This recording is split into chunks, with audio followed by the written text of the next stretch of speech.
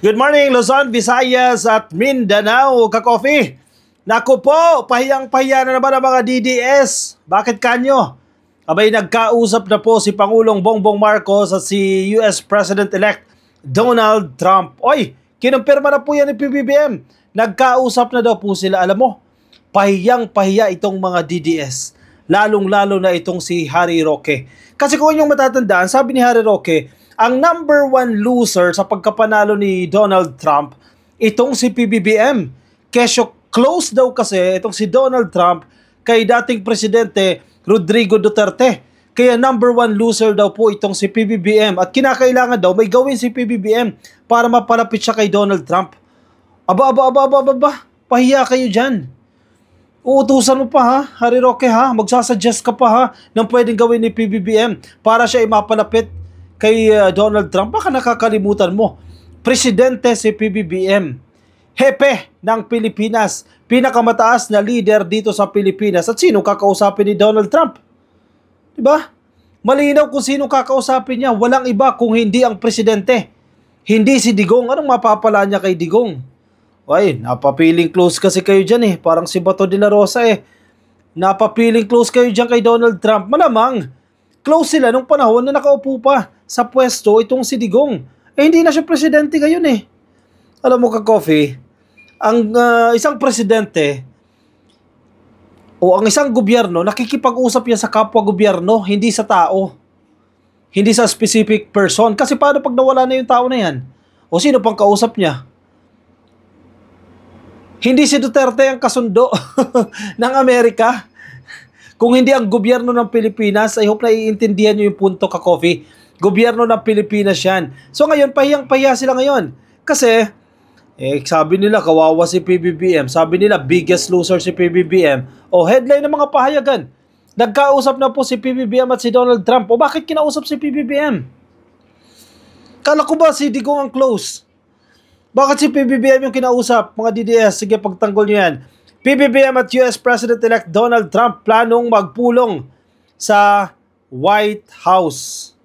Uy, magkikita pa sila sa White House. Oh, naku naman. Mga DDS, hindi kayo invited? Invited ba si Digong? Invited ba si Harry Roque? Invited ba si Bato de la Rosa? Sabi ni Bato, kumpare ko yan. Wow, kumpadre ha. Ang term niya, kumpadre niya si Trump. Feeling close kayo dyan. Nagkausap sa telepono ngayong araw po sina President Ferdinand Marcos Jr.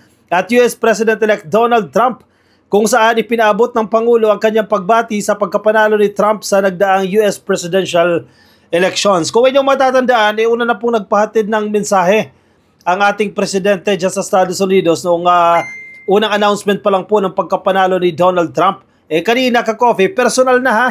Hindi pala personal, via phone call. Nagkausap na po itong si PBBM at itong si Donald Trump. Sa isa pong chance interview sa Catanduanes, sinabi ng Pangulo na tinalakay nila ang alyansa ng Pilipinas at Amerika at ang pagnanais na palalimin pa ang relasyon nito. Hoy! Anyari? Anyari mga DDS? Bakit para mas magiging close pa ang Amerika at ang Pilipinas under the leadership of PBBM? Sabi nyo kayo yung close. Sabi nyo, loser si PBBM. Number one loser si PBBM. Bakit pag-uusapan pa para mapatibay yung relasyon ng Pilipinas at ng Estados Unidos? Uy, may mga napapahiya dyan ka-coffee, oh. Oh, bawi kayo ng statement. Nakakahiya kayo dyan, oh. Bawi-bawi kayo ng statement. Yan kasi, puro kasi kayo assume eh. O yan, oh. Ngayon, palalalimin pa ang relasyon ng Pilipinas. Oh, nag-donate pa ang Estados Unidos ng tulong sa mga biktima ng bagyo. Ilan yan? 1 million US dollars. Kala ko ba loser ang PBBM admin under the leadership of Trump? Hindi pa naman formally nakakaupo yan ka-coffee. Pero bakit parang tumitibay yung relasyon? Sabi nyo, babagsak ang relasyon ng Pilipinas at ang Amerika dahil si Digong daw ang close. Sa tingin nyo, ganyan kababaw mag-isip? Si Donald Trump, ganyan kababaw mag-isip ang gobyerno ng Pilipinas? Mga eng-eng kayo, mga hindi kayo nag-iisip ng mainam. Sa totoo lang. Ay, masyado kayong sip-sip dyan. Ibinida rin niya ang nakaramihan sa mga Pilipino ay bumoto kay Trump noong eleksyon. Obo, marunong din si PBBM ah. Oh, marunong din si PBBM oh. Sinabi niya oh, O, paano niya? Mr. President, alam mo ba, maraming Pilipino bumoto sa iyo. Kumikilas, oh. Kumikilas si PBBM, oh. Baka totoo naman. Di ba? Pero short of saying na, gusto namin maging kaibigan mo. Di ba? Uy, naku, ayaw ng mga DDS yan. Hindi pwede. Kasi si Digong lang dapat ang kaibigan ni Donald Trump. Mamatay kayo sa inggit. Ayon pa sa Pangulo, pinaplano niya makipagkita kay Trump oras na maupo na ito sa White House. Naku po, yung mga bitter dyan, kamot ulo na naman po, pupunta na naman daw ng Amerika. Itong si PBBM. Paano kung i-entertain siya ni Trump? Tapos kayo, naku, mga inggitera kasi. Inggit kasi, piket. Hindi nyo na administrasyon. Magpahinga muna kayo dyan, chillax kayo. Antay ka sa 2028, yan, pag administrasyon nyo na, ayan, magbida-bida na kayo dyan. Ayon pa sa Pangulo, pinaplano niya makipagkita kay Trump sa oras na maupo na ito sa White House. Sa kabuuan ay naging maganda at produktibo ang naging pag-uusap ng dalawang leader. Hala! Naging maayos daw po at naging productive ang pag-uusap ni PBBM at ni Donald Trump. Ano kayo ngayon? Harry Roque, sige, labas. Explain mo yan. Kala ko ba number 1 loser si PBBM? Bakit kinausap siya ni Trump? Samantala, sinabi rin ng Pangulo na kinumusta ni Trump ang kanyang inang si dating First Lady Imelda Marcos na kaibigan at personal na kilala ni Trump. Araray! Sa full. Kinumusta ni Trump si Imelda Marcos. Kilala niya pala yan at magkaibigan. Naku po, mga DDS. Nangyari sa inyo ngayon. Yan kasi, huwag kasi masyadong feeling close. Masyado kasi kayong feeling close at possessive kayo masyado Ano, kayo lang kaibigan? Kayo lang kilala? Sabi ni Bato, kumpadre ko yan. Wow! Ulitin ko sa mga DDS Sinabi rin ng Pangulo na kinumusta ni Trump ang kanyang inang si dating First Lady Imelda Marcos na kaibigan at personal na kilala ni Trump. Magkaibigan at magkakilala. Halaka. Ayaw ng mga DDS yan. Pahiya kayo ngayon. Sige, bawi kayo. Cambio kayo ka-coffee. Napapahiya kayo ngayon Kala nyo kayo lang ano ngayon yan? Kala ko ba loser si PBBM? Balikan natin sinasabi nito ni Harry Roque, itong puganting si Harry Roque. Ang pinakamalaking loser, tahimik ka muna. Ang pinakamalaking loser sa pagkapanalo ni Trump ay si PBBM. Kay Trump? Wala mo na audio. Basa muna. Ingay mo sir, ingay mo. Ayan nababasa niya? Ang pinakamalaking loser sa pagkapanalo ni Trump ay si PBBM. Legit ba talaga, Harry Roque? Talaga ba? Pakinggan. Ang dating Presidente Duterte. Sapa. Dahil malapit nga ang dating Presidente Duterte kay Trump, anong ibig sabihin nito sa administrasyon ni PBBM? Well, sorry na lang sa PBBM. Ang pinakamalaking loser sa pagkapanalo ni Trump, si PBBM. Dahil malapit nga dahil malapit daw itong si Trump kay Digong, well, sorry na lang si PBBM dahil siya ang pinakamalaking loser sa pagkapanalo ni Trump. Talaga ba? Harry Roque, kainin mo yung sinabi mo ngayon. Pahiya ka ngayon.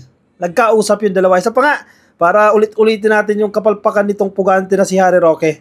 Dahil malapit nga ang dating Presidente Duterte kay Trump, anong ibig sabihin nito sa administrasyon ni PBBM? Well, sorry na lang sa PBBM. Ang pinakamalaking loser sa pagkapanalo ni Trump, si PBBM. Wow! Wow! Wow! Tama ka na. Masyado ka na madaldal dyan. Siyempre, yung mga utu-utu niyang followers, sabi ng mga utu-utu niyang followers, well said, sir. Wow! Actually, marami din ng bashers itong si Roque. Mismong sa page niya, binabash siya. Sabi, ito naman si Madam Hari, laging assuming ang haliparot. Malakas maka-high school ang mga banat. Best friend niya, siya di kanya best friend. Sana, reglahin na to para sumaya naman ng konti. Uy, bastos kayo dyan Lagi na malungkot itong si Roque. Bakit kaya? Sabi pa, ng isa pang netizen, saan po kaya naka-lockdown? Correct. Magpakita ka dyan, sagutin mo yung mga reklamo sa'yo dyan, pagtanggol mo yung sarili mo. sa House of Representatives, hindi yung kuda ka ng kuda dyan sa kung saan nagtatago ka. Yan, laging lockdown yan, kaya nawawala na sa sarili niya, sabi pa ng ilang netizens. Sabi pa ng isa, excuse me, kaibigan ni Imelda Marcos si Trump, wala ka pa, kaibigan na ng mga Marcoses, mga Trump, buhay pa tatay nila, Trump, kaya mas kaibigan sila, ha ha ha ha. Si Duterte, ngayon lang akala ko, matalino ka, di mo pala alam, sabi ng isang netizens. Ayun na, sinabi na mismo doon sa balita, na nangungumusta si Donald Trump kay Imelda Marcos, talaga tong si Harry Roque, manahimik na lang dahil wala namang alam. Na maganda dyan, sagutin yung mga kasong reklamo sa kanya, ayan, para gumanda-ganda pa ang kanyang performance. Dahil lalong napapahiya lang ito Magpakita ka ngayon. Actually, maraming DDS ngayon ang pahiyang-pahiya kasi nag-usap si PBBM at si Donald Trump. O sige, bawi na lang kayo, ka-coffee. Bawi na lang kayo mga DDS kasi nakakailan na kayo. Parang sunod-sunod na yung palpak nyo yung kapalpakan ninyo lately kasi naman, maghintay kayo sa panahon nyo. Panahon ni PBBM ngayon siya presidente ngayon, igalang nyo siya. Huwag yung masyado kayong excited na gusto nyong patalsikin. Maganda yung ginagawa, pupulaan ninyo. Ano ba talaga? Ayan tuloy, kinakarma kayo. Sunod-sunod yung karma nyo, nasa na yung mga boss nyo? O ano nangyayari kay Duterte? Unti-unti nang kasampahan ng kaso yan. Ano nangyayari kay Inday Sara Duterte? O inuusisa na siya ngayon ng House of Representatives. Yung mga pumirma doon sa confidential funds niya sa acknowledgement receipts, pinapahanap na. Magiging Mary Grace Piatos na yan, pinapahanap na rin yan. In fact, magpapatulong na nga sila sa PSA sa Philippine Statistics Authority.